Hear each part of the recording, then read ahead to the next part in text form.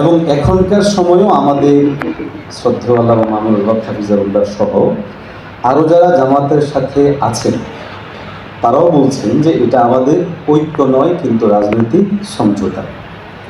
কিন্তু মাঠে ময়দান সহ বিভিন্ন জায়গায় আমরা কি দেখছি, বাংলাদেশ জামাত ইসলামীর সমর্থক সহ তাদের নেতৃবৃন্দ যারা আছেন আমাদের এই সাময়িক রাজনৈতিক সমঝোতাকে এবং সুনির্দিষ্ট ইস্যুকে কেন্দ্র করে যেমনটা ছিল যে দেশের স্বার্থে কারা ভালো অথবা এই মুহূর্তে রাজনৈতিকভাবে কারা ভালো, এই দিক বিবেচনায়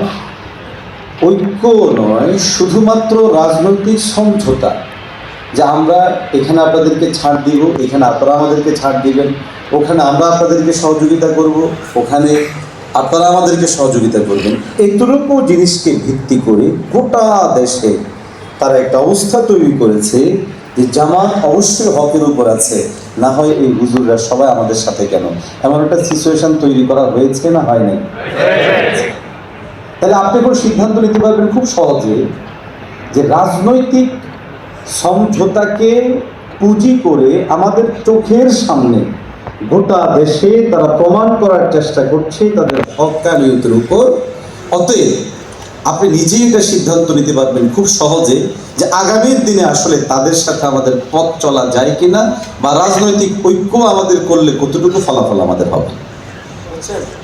কথা কি বুঝে আসছে? বাকি থাকলো রাজনৈতিক ফলাফলের দিক, এটাও স্পষ্ট। আল্লামা মামুনুল হক হাফিজাহুল্লাহ কেন আজকে সংসদে নেই, এটা উনার একটা বক্তব্য যেটা